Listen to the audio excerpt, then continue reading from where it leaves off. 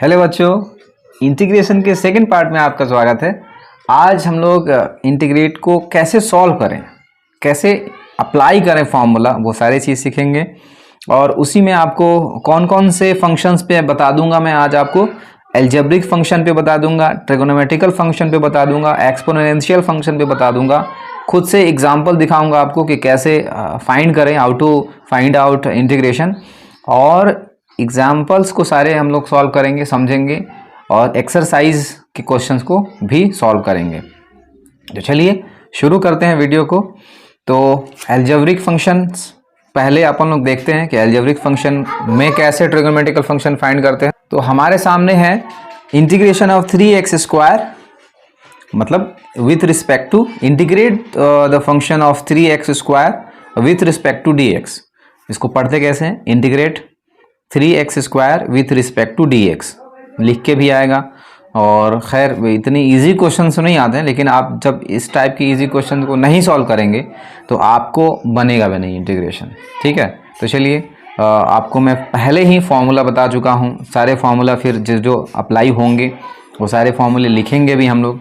तो इस क्वेश्चन में अप्लाई होगा x⁴n का फॉर्मूला, मतलब x⁴n का इंटीग्रेशन। तो x⁴n का इंटीग्रेशन आप जान चुके हैं, x⁴n+1 by n+1 plus c। Okay, तो ये इंटीग्रेशन का आपका फॉर्मूलाज है और इसको करेंगे हम लोग। ठीक है ना।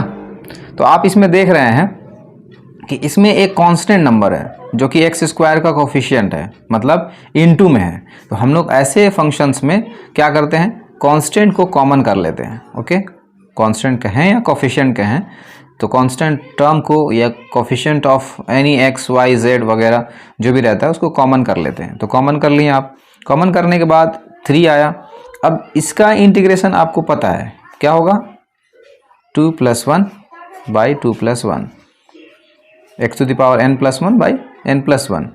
अब आप क्या लिख सकते हैं इसमें, x⁴3/3 प्लस c, ये 3 कैंसिल आउट हो जाएगा और x³ plus c is your answer. तो integration of 3x² with respect to dx is equals to x³ plus c। ठीक है, नेक्स्ट क्वेश्चन, नेक्स्ट एग्जाम्पल देखते हैं और समझते हैं इंटीग्रेट कैसे किया जाता है। तो आपको उम्मीद है कि ये समझ में आया होगा। तो मेरे प्यारे बच्चों, 3x² प्लस 4x³ को इंटीग्रेट करना है विथ रिस्पेक्ट टू x। तो चलिए इसको करते हैं। और हाँ, आपको ये एग्जाम्पल फर्स्ट का फर्स्ट क्वेश्चन क्रैक हो जाएगा, मतलब सॉल्व हो जाएगा। तो कैसे करेंगे, आइए वो डायरेक्टली करेंगे। बहुत ज़्यादा इसमें बहुत ज़्यादा कॉम्प्लिकेटेड बनाने की ज़रूरत नहीं है। तो आइए समझते हैं। 3x² को इंटीग्रेट करेंगे, फिर 4x³ को भी इंटीग्रेट करेंगे। अब ये क्या होता है, देखिए ये एक फर्स्ट पार्ट है और ये सेकंड पार्ट है। इसको पार्ट बाय पार्ट इंटीग्रेट करते हैं। मतलब आप ये कह लें कि ये dx इसमें भी आ गया, ये dx इसमें भी आ गया। ठीक है, तो और इंटीग्रेशन इसमें भी हो गया और इसमें भी हो गया। मतलब आप सेपरेटली इन दोनों को अलग अलग इंटीग्रेट कर सकते हैं। और अभी अभी आपने सीखा कि जैसे भी इंटीग्रेशन, जैसे कि 3x² था, तो 3x² को आपने देखा था कि 3 कांस्टेंट नंबर जो है वो कॉमन हो जाता है। तो आप उसको कॉमन कर लेंगे और कॉमन करके इंटीग्रेट करेंगे। तो जैसे यहाँ 3 हो गया तो 3 कॉमन हो गया, 4 हो गया तो यहाँ 4 को कॉमन कर लेंगे। Now we can write 3x³ by 3 and 4 इंटू x⁴/4 प्लस c। आप जानते हैं कि इंटीग्रेशन में ये जो भी नंबर रहेगा, इसमें जैसे यहाँ 2 है तो 1 प्लस हो जाएगा इसमें, तो 2 से 1 प्लस कर देंगे तो 3 हो जाएगा। और यही नंबर डिवाइड में आ जाता है, मतलब सेम नंबर आपको डिवाइड में लिखना पड़ता है according to this formula. x⁴n को इंटीग्रेट करते हैं तो x⁴n+1 बाई n+1 होता है। तो आप देखते हैं कि n में 1 प्लस होता है, तो इसी तरह से आप n में प्लस कर देंगे। तो आपने सीखा कि इसमें नंबर में 1 प्लस करते हैं और इसको वही नंबर को डिवाइड में लिखते हैं। वहीं x³ है तो यहाँ 1 प्लस हो जाएगा तो 4 हो जाएगा और ये डिवाइडेड बाय 4। ये 3 और 3 को कैंसिल कर सकते हैं, 4 को कैंसिल कर सकते हैं, और x³ plus x⁴ plus c integrate करके लिख सकते हैं। तो integration of 3x square plus 4x cube with respect to dx is equals to this. ठीक है, चलिए नेक्स्ट एग्जाम्पल लेते हैं और समझते हैं। तो एग्जाम्पल फर्स्ट का ये फर्स्ट हो गया। चलिए, और सारे अभी जो सीरीज होगा, अभी जो कर रहे हैं हम लोग, वो सारे अलजेब्रिक के लिए करेंगे। ठीक है ना, जो अलजेब्रिक को करते जाएंगे, फिर अलजेब्रिक खत्म हो जाएगा तो ट्रिगोनोमेट्रिकल पर आ जाएंगे। ठीक है, तो बच्चों अब हमारे पास एग्जाम्पल सेकंड का फर्स्ट नंबर क्वेश्चन है और इसमें इंटीग्रेट करना है इसको। ठीक है ना, तो आप डायरेक्टली इसका तो फॉर्मूला नहीं जानते हैं कि इसको आप डायरेक्टली लिख सकते हैं, तो इसके लिए हम लोग को करना पड़ता है सिंप्लीफाई। तो पहले हम लोग जो भी सिंप्लीफिकेशन जानते हैं उसको अप्लाई करेंगे और इसको बहुत जितना ज़्यादा से ज़्यादा हो सके उसको सिंपल करेंगे। तो कैसे करते हैं, देखिए होल डिवाइड है, ये होल डिवाइड है यानी इसके भी डिवाइड में जाएगा और 1 के भी डिवाइड में जाएगा। ठीक है, इसी तरह से इसको अपन लोग क्या कर सकते हैं, यहाँ x क्यूब मतलब x 3 टाइम्स है, यहाँ 2 टाइम्स है, तो यहाँ कैंसिल आउट होकर के x 1 टाइम्स बचेगा। अब देखिए इसको डिवाइड में नहीं रखना है, अगर 1/x हो तो डिवाइड में रख लेंगे, लेकिन स्क्वायर हो या उससे ज़्यादा पावर हो तो आप डिवाइड में उसको नहीं रख सकते हैं। आपको क्या करना होगा, इस x टू द पावर 2 को ऊपर ले जाना होगा। तो आप क्या लिख सकते हैं, x - 2। ओके, और आप इसको ऐसे लिख सकते हैं। अब इसके साथ में आप क्या देखेंगे, x टू द पावर, इस यहाँ कुछ नहीं है तो 1 सपोज कर सकते हैं, और यहाँ x टू द पावर -2 है। अब इसको इंटीग्रेट करेंगे तो आपका थ्योरी क्या कहता है कि जो भी नंबर है उसमें एक और प्लस कर दो, जैसे 1 है 1 और प्लस कर देते हैं क्योंकि n+1 होता है फॉर्मूला। तो आप 1 प्लस कर दिए तो यहाँ 2 हो गया और सेम नंबर नीचे आ जाता है। ठीक है, फिर x टू द पावर -2 है। अब जब -2 में आप 1 प्लस करेंगे तो क्या मिलेगा, -1 मिलेगा। तो x टू द पावर -2 में +1 करेंगे तो -1 मिलेगा और इसी नंबर को नीचे लिख देना है। ठीक है, +c। ओके, अब आप इसको ज़्यादा से ज़्यादा सिंप्लीफाई क्या कर सकते हैं, इस माइनस को सिंप्लीफाई करेंगे तो माइनस प्लस हो जाएगा, मल्टीप्लाई हो जाता है। ठीक है, तो प्लस हो जाएगा और x to the power -1 +c। ठीक है, तो इस फॉर्म में आपका आंसर हो सकता है। ज़्यादा से ज़्यादा आप इतना काफ़ी आंसर, फिर भी आप लिखना चाहें तो 1/x +c ऐसे भी लिख सकते हैं। ठीक है ना, तो इंटीग्रेशन में सिंप्लीफाइड जो होता है, इंटीग्रेट हट जाने के बाद जो आंसर होता है आपका, उससे भी मार्क्स मिल जाते हैं। लेकिन आप जितना ज़्यादा से ज़्यादा सिंप्लीफाई करेंगे, एक सिंपलेस्ट फॉर्म में लिखेंगे, उतना ज़्यादा बेहतर होगा। तो इसके लिए बेस्ट आंसर होगा आपका ये वाला। ठीक है ना, तो integration of this is equal this. Okay, चलिए और नेक्स्ट एग्जाम्पल देखते हैं। तो बच्चों एग्जाम्पल सेकेंड का सेकेंड देख लेते हैं। ठीक है, तो सेकेंड का सेकेंड एग्जाम्पल क्या बोलता है, x टू द पावर 2/3 + 1 को इंटीग्रेट करें। तो 2/3 + 1 को इंटीग्रेट करना बिल्कुल ईजी है। तो थ्योरी क्या बोलता है कि जो भी नंबर हो उसमें आप 1 प्लस करा दें और ये नंबर जो आया है उसको आप डिवाइड में लिखें अकॉर्डिंग टू फॉर्मूला। और 1 जब भी आएगा तो 1 का integration with respect to x होगा।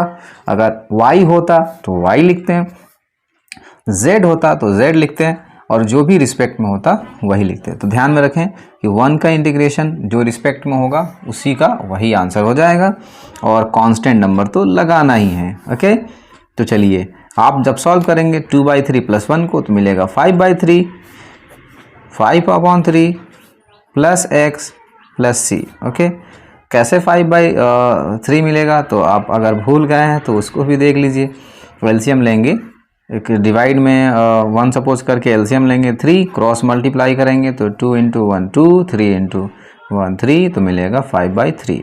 ट्रिक बता देता हूँ आपको, जब भी 1 प्लस करना हो तो ये जो 2/3 है आप उसको ऐड कर लीजिए, कितना हो जाएगा 2 और 3 5, तो 5/3 डायरेक्ट लिख दीजिए। ठीक है ना, तो इजी है। 3 को ऊपर ले जाएंगे 3/5 हो जाएगा और x to the power 5/3 + x + c is the right answer. ठीक है, तो चलिए अब नेक्स्ट एग्जांपल देखते हैं। नेक्स्ट एग्जांपल क्या हो सकता है, तो आपका एग्जांपल है नेक्स्ट थर्ड नंबर एग्जांपल है आपका x to the power 2/3 + 2 × e x minus 1/x, तो हम लोग इसमें अलजेब्रिक भी, एक्सपोनेंशियल भी और लॉगरिथम का भी फॉर्मूला देखेंगे। तो चलिए, इसका तो आप समझ चुके होंगे कि जो भी नंबर है उसमें 1 प्लस करना है, सेम नंबर प्लस करके लिखना है, प्लस 2 कांस्टेंट हमेशा कॉमन हो जाता है और ई एक्स का इंटीग्रेशन ई एक्स ही होता है। देखिए, integration of e x is equal e x. Why? Because differentiation of e x with respect to x is equal e x.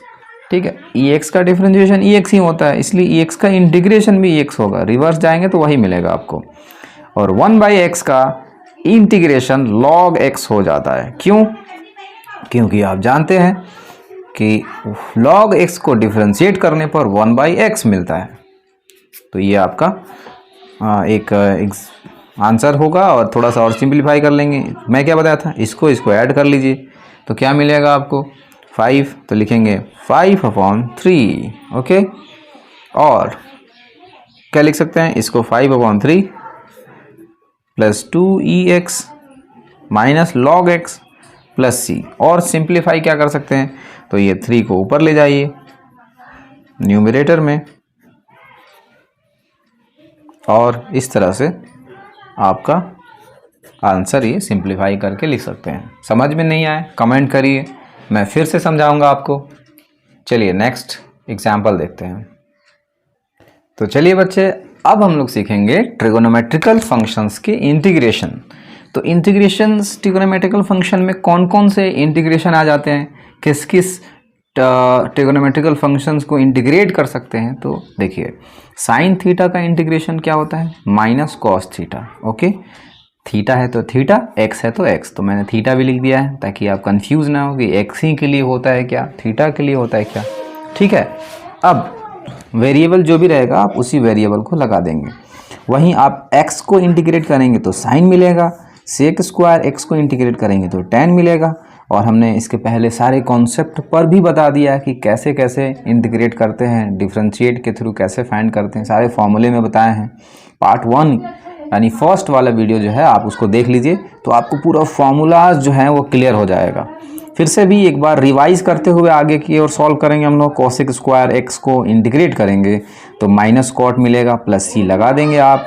Sec x और tan एक्स को integrate करेंगे तो sec x मिलेगा। Cosec x cot x को करेंगे, cosec x into cot x का integration minus cosec x minus cosec x plus C हो जाएगा। ओके, तो आप अब देखेंगे थर्ड नंबर क्वेश्चन एग्जाम्पल के फर्स्ट नंबर क्वेश्चन को। बहुत इजी है, आपको डायरेक्ट देखिए, साइन का इंटीग्रेशन क्या होता है, माइनस कॉस, तो आप साइन का इंटीग्रेशन माइनस कॉस लिख दीजिए। ओके, और कॉस का इंटीग्रेशन क्या होता है, साइन। और हाँ, दोनों अलग अलग के लिए सी नहीं लगाना है, बस एक ही बार सी, दोनों को एक ही कांस्टेंट, सी जो है अननोन कांस्टेंट है, आर्बिट्ररी कांस्टेंट, आप एक ही बार लिखेंगे। तो ये आपका आंसर हो गया इसका, integration of sine x plus cos x का।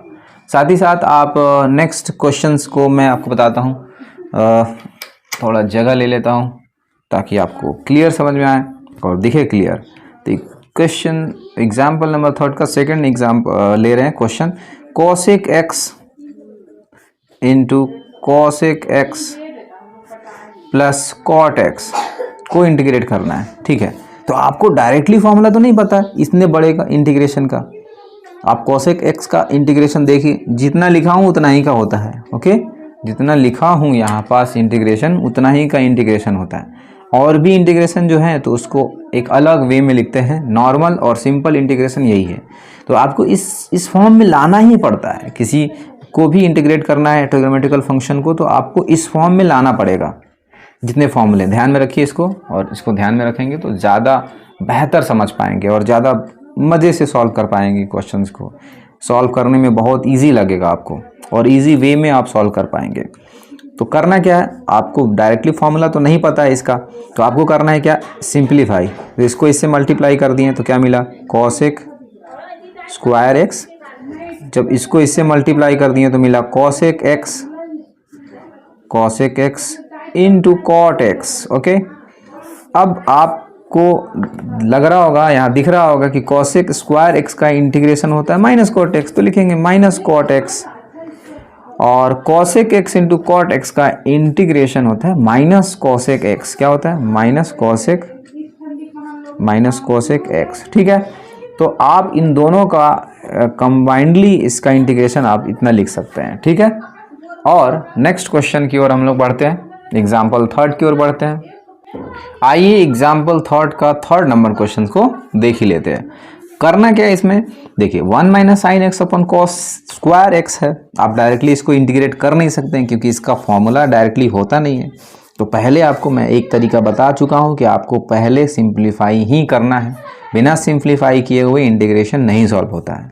डायरेक्टली फॉर्मूला लिखा है तो लिख सकते हैं, लेकिन कॉम्प्लिकेटेड है तो सिंप्लीफाई करना पड़ेगा।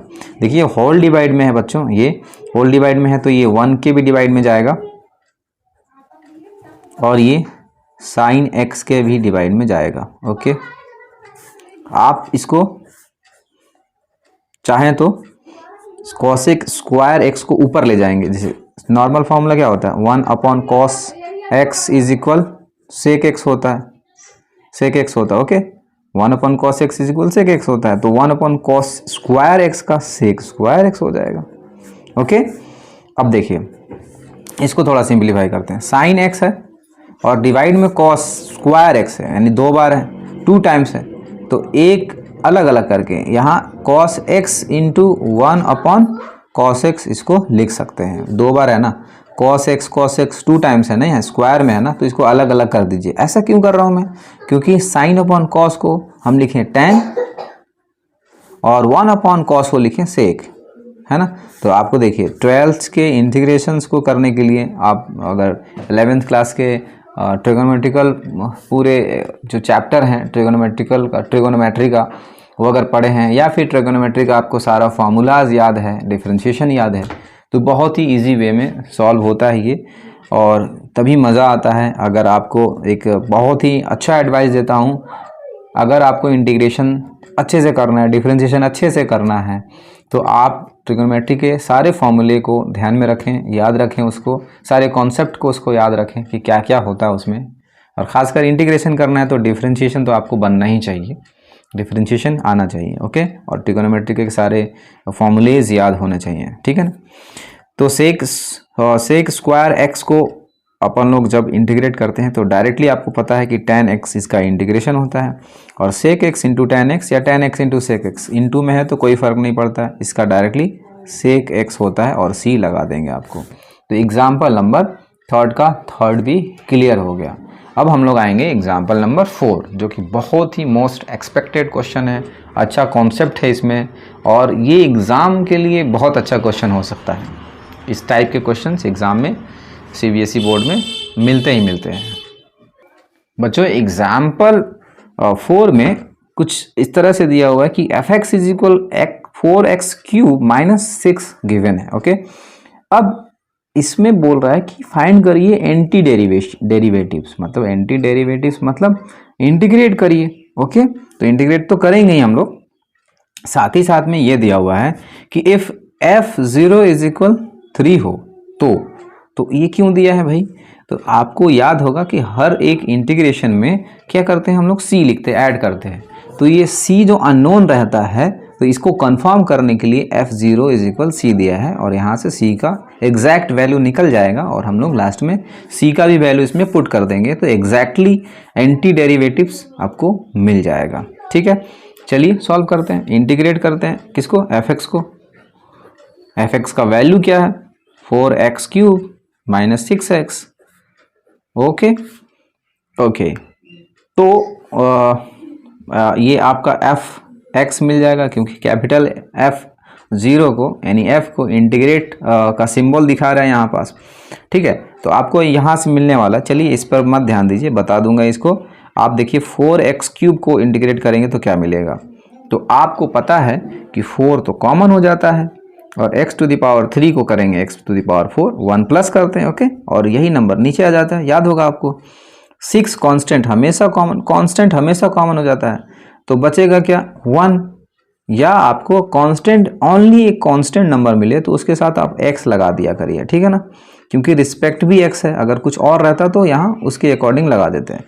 प्लस c हो गया। ओके, तो ये हम लोग को जो मिला f(x) मिला। अब क्वेश्चन में बोल रहा था कि f0 का वैल्यू 3 है, तो हम लोग जहाँ x है वहाँ 0 पुट करेंगे। अच्छा, यहाँ ये तो कैंसिल भी हो जाएगा, तो x⁴ ही बचेगा, तो 0⁴ -6 × 0 प्लस c। आप थोड़ा सा ध्यान दें कि f0 का भी वैल्यू एग्जैक्टली हम लोगों को पता है कितना, 3 गिवन है क्वेश्चन में, तो यहाँ 3 पुट करेंगे तो आपको 0 × 0 यानी पूरा 0 यानी c = 3 मिल जाएगा। क्या मिल जाएगा? c = 3 मिल जाएगा। तो आप इसको कैसे लिख सकते हैं? आप एंटी डेरिवेटिव जो आपको मिला है, क्या मिला एंटी डेरिवेटिव? देखिए f(x) क्या मिला था? f(x) मिला था x 4 कैंसिल हो जाने के बाद x⁴ -6x प्लस c मिला था। ओके, c तो अननोन था, तो यहाँ भी कंफर्म भी हो गया कि c का वैल्यू कितना है? 3 है। तो हम लोग c का वैल्यू इसमें 3 पुट कर देंगे। ओके, c का वैल्यू 3 पुट कर देंगे। फिर से एक बार क्लियर कर देता हूँ कि 4x³ - 6x को हम लोगों को एंटी डेरिवेटिव्स मतलब इंटीग्रेट करना था, तो इंटीग्रेट किए, 4 आगे आ जाता है, x³ को x⁴/4 लिखते हैं, 4 कैंसिल हो जाएगा।